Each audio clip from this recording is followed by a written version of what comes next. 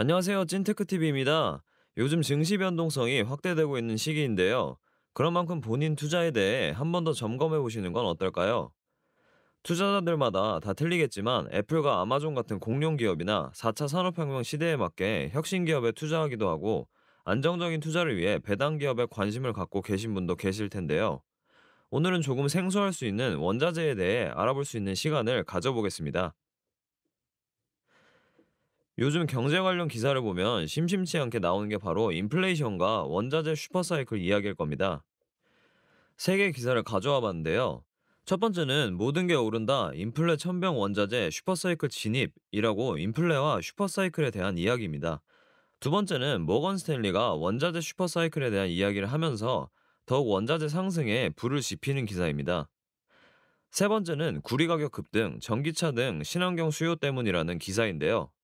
이 외에도 원자재에 대한 엄청난 상승이 시작될 것 같다는 기사들이 많습니다. 이러한 기대감에 따라 원자재 투자에 관심을 갖는 분들이 계실 것 같은데요.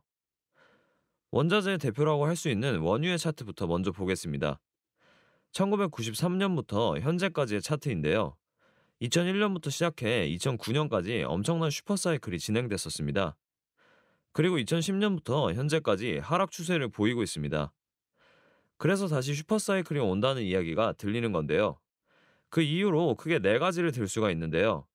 첫 번째는 인플레이션과 경기 회복으로 인한 상승이고, 두 번째는 달러 약세가 유지되면서 돈 풀기로 인한 유동성 확대가 있습니다. 세 번째는 재정 부양 정책으로 인해 경제가 살아날 것으로 판단하고 있으며, 마지막 네 번째는 친환경 인프라 정책으로 관련된 원자재 수요의 증가를 말하고 있습니다. 이러한 이유로 원자재 상승이 올 거라는 기대감이 과열된 상태입니다. 그럼 원자재가 뭔지 간단히 한번 짚어보겠습니다. 원자재는 크게 세 가지로 나눌 수 있는데요. 금속, 에너지, 농산물입니다. 금속에 속하는 원자재는 구리, 알루미늄, 금, 은 등이 있습니다.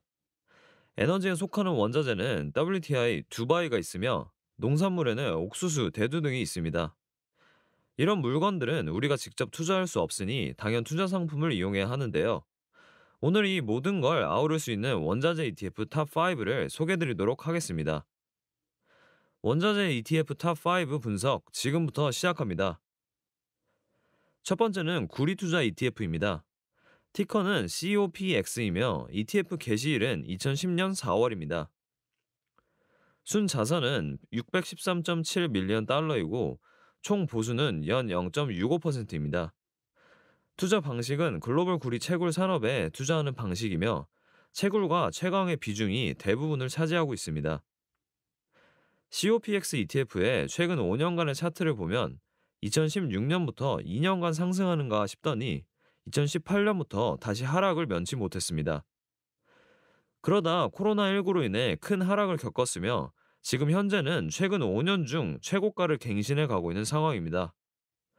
최근 1년 동안 145%의 상승을 기록했습니다.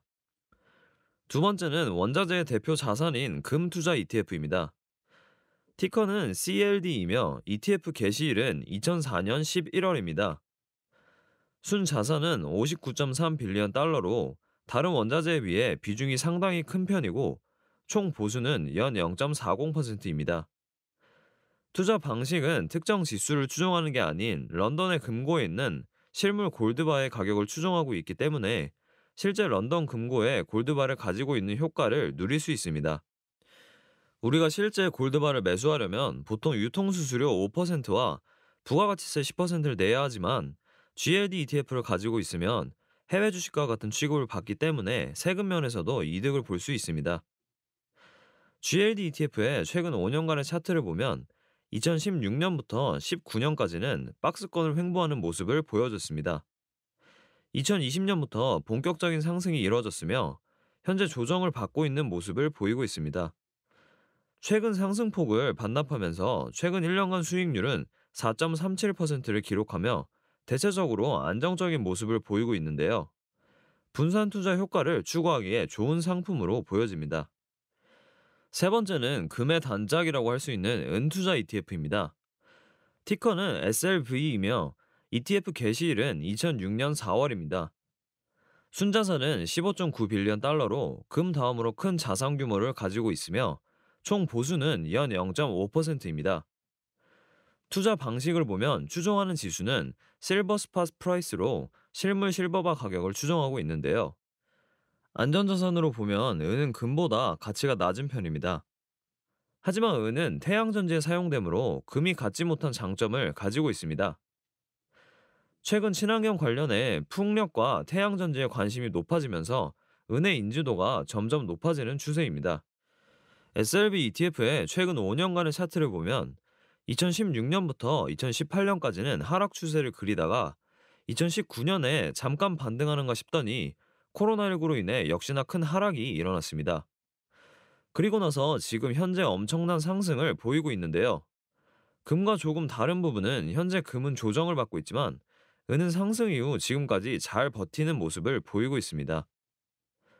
최근 1년간의 수익률은 51%를 기록했으며 친환경 테마와 함께 움직일 가능성이 높은 은 ETF입니다. 네 번째는 다양한 농산물에 투자하는 ETF입니다.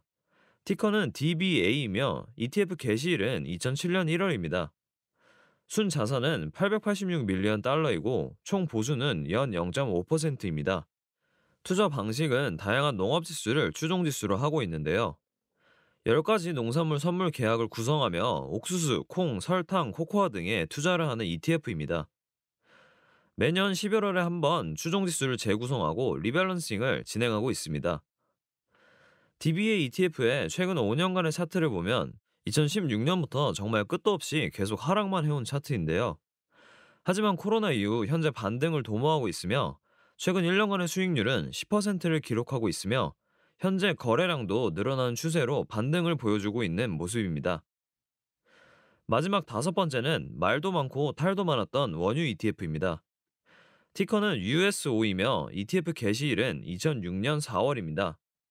순자산은 197밀리언 달러이고 총 보수는 연 0.79%로 다소 높은 편입니다. 투자 방식은 서부 텍사스산 원유인 WTI 선물에 투자하는 ETF입니다.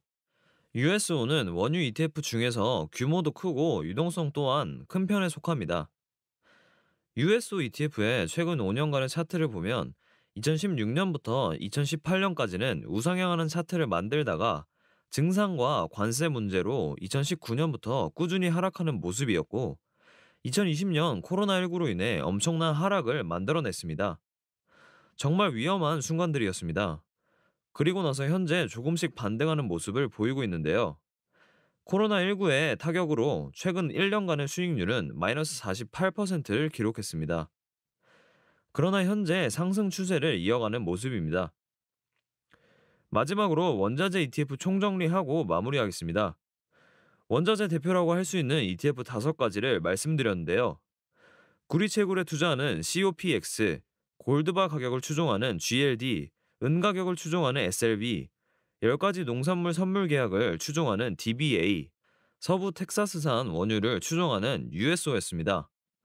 원자재 투자에 관심 있으셨던 분들은 투자에 참고하시기 바랍니다. 지금까지 찐테크TV였습니다. 여러분의 성공 투자를 기원합니다.